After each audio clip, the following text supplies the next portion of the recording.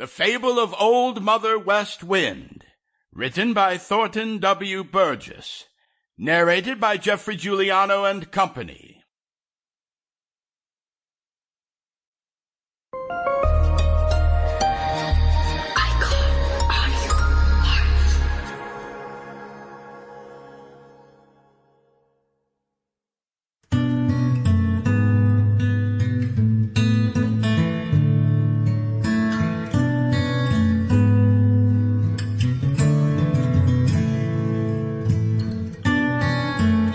Hello, I'm author-actor Geoffrey Giuliano, and I am indeed very proud to present to you now one of classical literature's most iconic tales.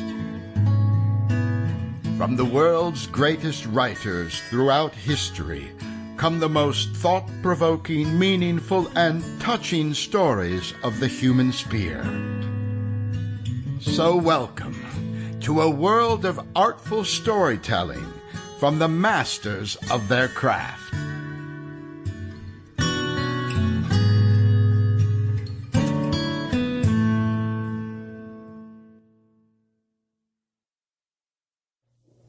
Chapter 1. Mrs. Redwing's Speckled Egg.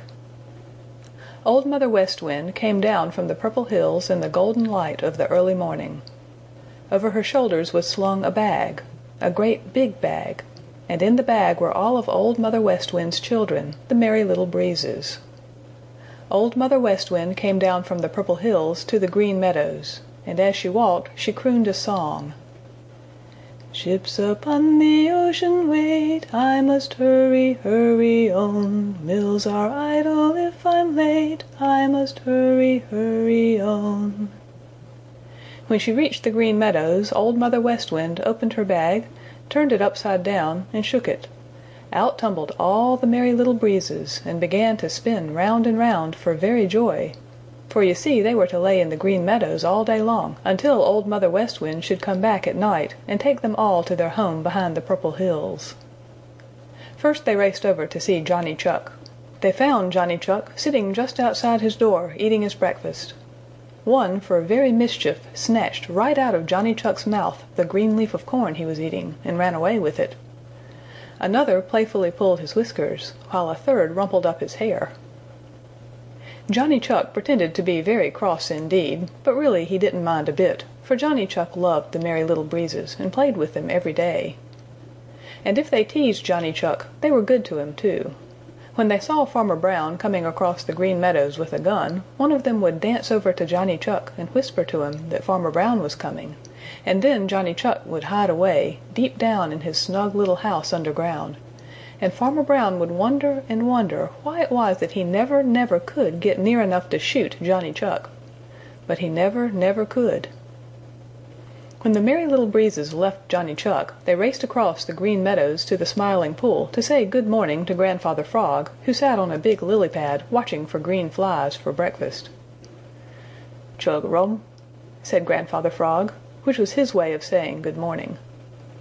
Just then along came a fat green fly, and up jumped Grandfather Frog.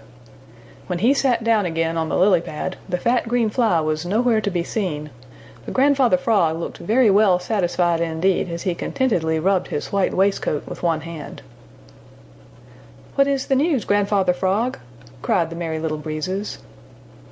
"Mrs. Redwing has a new speckled egg in her nest in the bulrushes," said Grandfather Frog. "We must see it!" cried the Merry Little Breezes, and away they all ran to the swamp where the bulrushes grow. Now someone else had heard of Mrs. Redwing's dear little nest in the bulrushes, and had started out bright and early that morning to try and find it, for he wanted to steal the little speckled eggs just because they were pretty. It was Tommy Brown, the farmer's boy. When the Merry Little Breezes reached the swamp where the bulrushes grow, they found poor Mrs. Redwing in great distress.